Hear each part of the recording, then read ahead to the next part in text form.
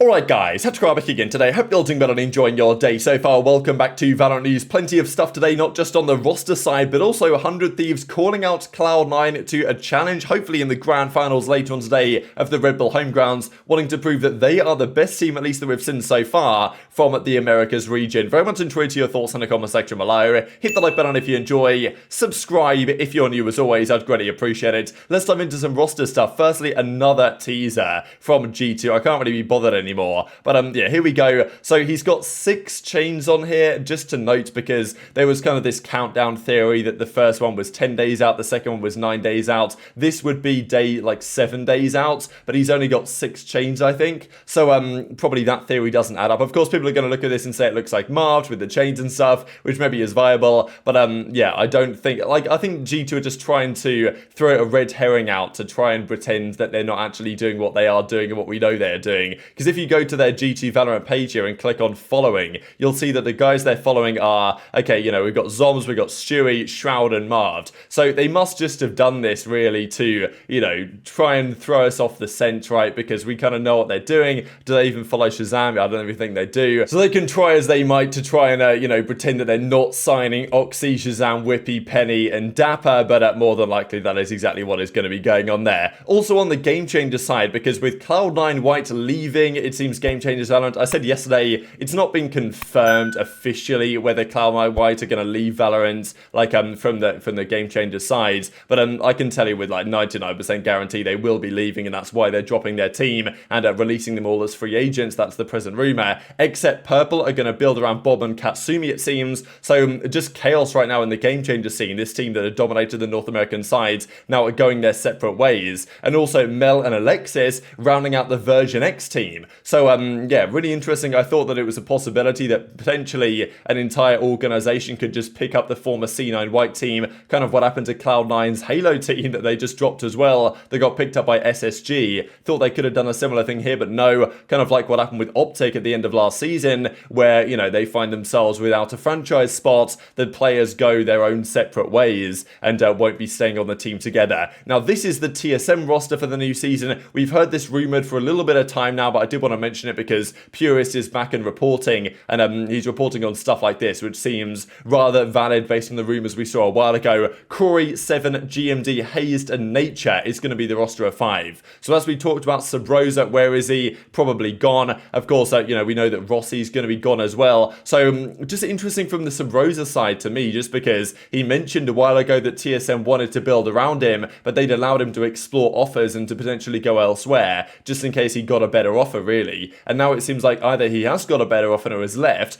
or he's just been dropped, basically, and they're bringing Hazed back for like the 5th time for this team. So that is the rumoured roster of 5, and now Purist is reporting more than likely that is indeed going to be the case over the coming days and weeks. And just to kind of, you know, add up all this drama, right, because the Version X, the Except Purple situation, the TSM thing, and the Cloud9 White thing all happening in the last 24 hours, it's a chaotic time in Valorant, no doubt. And it was equally chaotic at the Red Bull Homegrounds event. I just wanted to mention this because I talked about it yesterday and didn't quite figure out what was going on, and they gave an update just after I recorded yesterday's video. I put it in the pinned comments. But I mean, yeah, many people are suggesting changing the rules in favor of the bigger team, let's say in Crew Esports, is not the way to do it, which I think is totally justified. It's a really difficult one to call because basically 3 teams got out of the 4 team groups, and the bottom 2 teams were Crew and Focus, both tied at 1 and 2. Now, Focus had the better map count in the series they played, but Crew had won the head-to-head. To me, the head-to-head should be the favourable one. Like, if you beat the team that you're tied with head-to-head, you probably deserve to go through in that case. However, the rules stated that the team with the better map count would go through, and therefore Focus should have been advanced, and that's what Crew were told. They were like, yeah, Crew, unlucky, yeah, you beat them, but it doesn't matter, you're going out. And they were obviously frustrated about that. Focus got to celebrate this, but then in the middle of the night got told, actually, an admin had changed their mind, and now you're going to be gone. And now they've kind of clarified this and said the format and the rule set is a little bit different from traditional VCT. Some additions have been made for the tiebreakers. They then reviewed the ruling internally and found it to be too ambiguous to justifiably enforce, and then they changed their minds. So, I mean, look, I don't know. I think at the end of the day, it's probably the right call in theory that Crew should go through, but the way in which it's been done is pretty outrageous, to be honest, right? Like, if Focus were told they're going through and the rules kind kind of implied that they should have done, then you kind of just have to stick to it, to be honest, because now it's going to look like favoritism towards the bigger team, with a bigger brand and the more fans for the favorability of the tournament. So yeah, I don't know your thoughts on that, because I feel bad for Focus on this one. As they said in their tweet, they've only got themselves to blame, I guess, because if they didn't go 1 and 2, if they went 2 and 1, they would have qualified. But yeah, still tough scenes. Now, in fairness, Crew, having gone through after all this controversy, they did beat Liquid pretty impressively. Now look, Liquid, they didn't have their full roster. Enzo here, Meadow filling in for Redgar and Nats respectively. But yeah, still, I mean, this team, the Crew guys, they delivered. Nags, Xander, the rest of the guys that they've now got on their roster did pretty well. 13-11 on binds, 13-9 on Ascent close series, but in the end, it's it's the Crew guys that go through 2-0. And then we had this great series, 100 Thieves versus Vitality, just to see how they would get on, because the Vitality team, they've got some talented players there as well. But look at this from Stellar here, like what a crazy round this was on the 100 Thieves versus Vitality here in the overtime to take a 13-12 advantage with the ace as well. Like yeah, crazy clutch here honestly from Stellar, and the wall bang as well, the double wall bang to win the rounds. What a big one. And yeah, they get the job done here on Pearl. They dominate the second map as well, 13-5 in the end here on Fracture. And yeah, Cryo still doesn't matter what's going on for him. Obviously, as it stands, they're still playing on kind of the old meta, that the chamber still fires kind of fast, but it doesn't really seem to matter what he uses so much, because he'll still get all the kills at the end of the day. And this was their series on the whole then, right? So yeah, Cryo plus 28 on the chamber, 53 and 25, just outrageous. Like, we know what he can do on this agent. When the patch hits, it might be a little bit different, but yeah, still impressive stuff. And that leaves the final 2 matches looking as follows. And I'll share what Stellar said here in the post-game interview, where he says, yeah, you know what, we want to play Cloud9 in the finals. We want to see Cloud9 take down Crew today, and then hopefully they'll get to play 100T in the grand finals, and we'll see potentially the battle of 2 of the theoretically best teams in the North American side. 100T, though, are very confident after their performance against Vitality. Stellar, holy giga I chat. can't give you any predictions, but I can give you some questions and hopefully a couple of answers. So we have Stellar here. First of all, congratulations.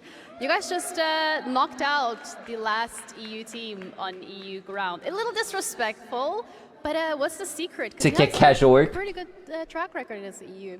Yeah, I think mainly it just comes down to using our game plans and playing our own game style, and not really thinking too much about it. I mean, they played kind of predictable towards the end. We had good information from our coaches, so I mean that's why. So shout out Too to predictable. staff. Can do without them. Does that bring into question in terms of the fact that you guys would raise and not for the neon on the last map?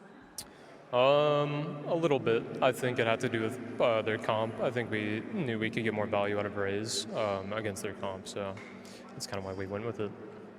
Makes sense, you know, you want to anti-strat a little. But at this time around, you have secured your spot in the finals, and what we've seen so far from Crew and C9, who do you want to go up against? Or who do you want to send home, maybe? Cloud9, the most. Why is that? Just another NA team. It's time to prove who's the best right now. A little bit of an NA rivalry. Yeah, we do like that. Clearly, the crowd is a little biased. So in that regards, anything you want to say? It's not even Homegrounds. Like, this is literally the UK. But you guys are welcome here. So what do you want to say? Shout out to all the fans and everybody who showed up. I appreciate it. Love you guys. Thank you. Oh, that's it from ours. Somebody said library crowd. I can't. So if that was to be a series today, right, 100T Cloud9, who do you guys expect to come out on top and win that one? Tough to call. I honestly think maybe 100T could be the team to beat at the moment. They've been looking really impressive, like a really flexible team, and Bang just continues to impress me. It's not just Bang, obviously, the other team is great, but whenever I watch Bang, I just get really impressed by how good this guy actually is, and there's no, surprise really that Asuna says, yeah, there's no way you're ever dropping Bang for this team, even for Marved or for whoever. Like, I'm never going to admit to that being a good idea, because like he wants to stay with this guy for as long as possible, and with Derek there as well. So yeah, a bit of a warm-up in game 1 for 100 Thieves. They turn up game 2, and especially with Cloud9 talking over the last few days that they don't really feel that confident, or their coaches saying they're not really a super team, and maybe taking a little bit of time to get ready. But yeah, first team guaranteed through to the grand finals is 100 Thieves, and yeah, of their first land really as a team together. Definitely already good to see, and Nature obviously was happy with their performance as well. But Cloud9 or Crew could take them down. down. Would be quite the story, it must be said, if Crew managed it, just because after all the drama with Crew, not even, well, almost not even getting through, right, to the playoff stage after the battle they had with Focus, as we looked at, now they could be in a grand finals themselves. But I do think that Cloud9 probably win this one, and I think the 100 Thieves probably win the grand final series as well. And just one final thing before we close out here, I thought this is quite interesting, analysing the VLR rating. I think this is like the full career VLR rating of certain teams. So this is across the entire world, right, and all the different regions. And you guys can see in North America, the average is higher for Sentinels and Cloud9 than any other team. Now, in fairness, I think there may be Sassy and the other guys. Okay, Sassy, for example, a 1.21, but that probably includes a fair few matches against maybe, you could argue, lesser opposition in certain regions than others, but maybe that's not the case. I mean, he obviously is incredibly good. But this is an interesting way to see a potential tier list of these teams, but the reality is, I think that, you know, there's always going to be some bias in this analysis. But very much enjoyed your thoughts in the comment section below. Hit the like button if you enjoyed. Subscribe if you're new. Take care, and I'll see you next time.